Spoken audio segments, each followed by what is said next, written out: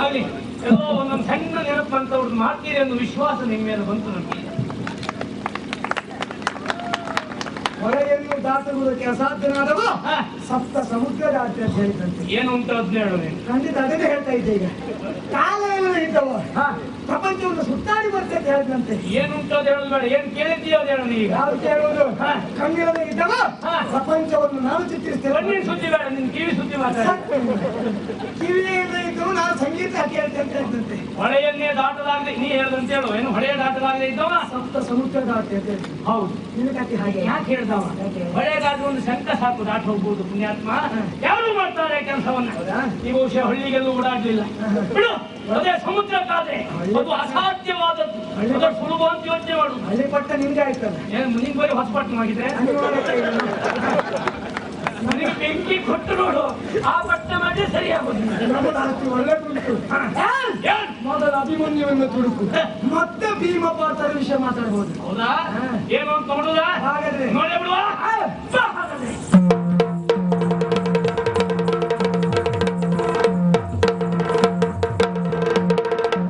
ಯಾಕೆ ಸುಮ್ಮನೆ ಆಗಬೇಕು? ಗುರು ಯಾರು ನೋಡುವ? ನಿನಗೆ ಕಲಿಸ್ತೇನೆ ಅವನು. ನನಗೆ ಯಾರು ನಿನಗೆ ಅಗತ್ಯ ಇಲ್ಲ. ಏನು ನಿನ್ನ ಅಪ್ಪನಿಗೆ ಕಲಿಸ್ತವನು ಯಾರು, ಅವರೇ ನನಗೆ ಕಲಿಸ್ತವ. ಅದು ಯಾಕೆ ಮುಂದಾಯ್ತು? ನೀನು ಕಲಿಸ್ತವ ಯಾರು? ಹೇಳ. ನಾವೇ ಕಲಿಸ್ತೇವೆ. ಅದೇ ಗೊತ್ತಿಲ್ಲ ನೀವು ಬಂದೆ ಬರ.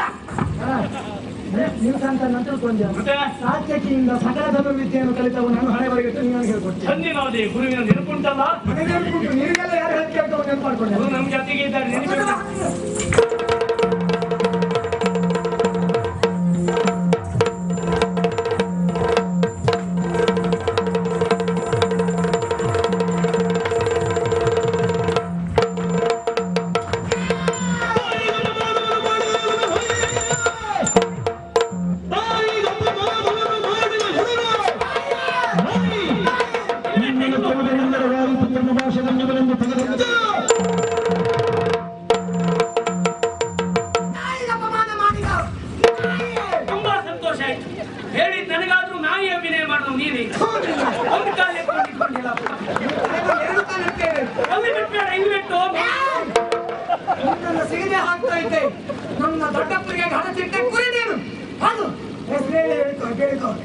ಏನಾದ್ರೂ ಬೊಗಳೋದಿದ್ರೆ ಹೀಗೆ ಕೊಡ್ಕೊ. ಅದು ಒಂದು ಕಾಲ ಎತ್ತವರೇ ಮಗಳು ಬಿಟ್ಟರೆ ಮನುಷ್ಯ ಹಾಗಾಗಿ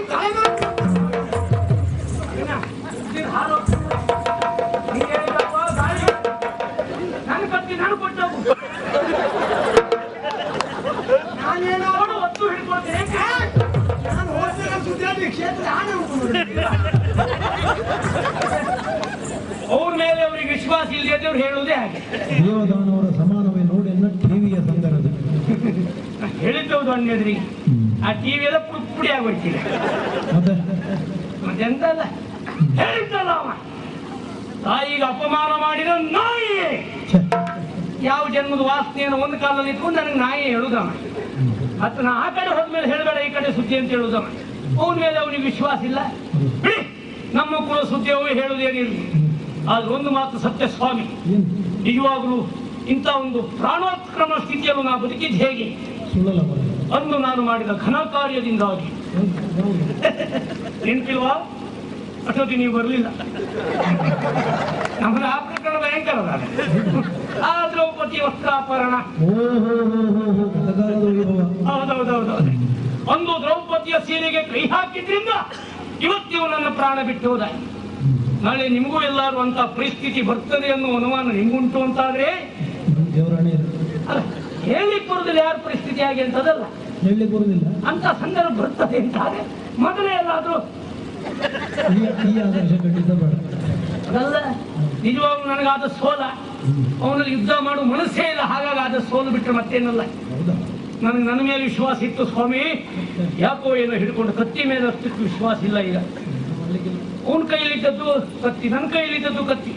ನನ್ನ ಕೈಯಲ್ಲಿದ್ದ ಕತ್ತಿಯೇ ಜಾರಿ ಬೀಳ್ತದೆ ಅಂತ ಆದ್ರೆ ಹಿಡ್ಕೊಂಡ ನನ್ನ ತಪ್ಪೇ ಅಥವಾ ಕತ್ತಿ ತಪ್ಪೇ? ಇವೆರಡದ್ದು ತಪ್ಪಲ್ಲ. ಈ ಕತ್ತಿ ಮಾಡಿಕೊಟ್ಟು ಆಚಾರ ತಪ್ಪು. ಇದು ಯಾವತ್ತೂ ಕತ್ತಿ ಮಾಡುವ ಆಚಾರ ಮಾಡಿದ್ದಲ್ಲ. ಎಲ್ಲೋ ಅಪರೂಪ ಪುರುಷೋತ್ತಮ ಮಳೆಗಾಲದಲ್ಲಿ ಕತ್ತಿ ಮಾಡಿಕೊಟ್ಟ ಆಚಾರ ಕೆಲಸ ಇದೆ. ಹಾಗಾಗಿ ನಮಗೆ ಇವತ್ತು ಹೀಗಾಯ್ತು. ಅಣ್ಣ ಹತ್ರ ಏನ್ ಹೇಳುದು ಈಗ? ಎಂತ ಹೇಳಲಿಕ್ಕಿಲ್ಲ. ಎಂತ ಹೇಳಿಕ್ಕೆ ಬರುವಾಗ ಬೇರೆ ಯಾವುದೋ ಶಂಕ ನಗಾರಿ. ಈ ಮುಖ ತೋರಿಸು ಬೇಡ.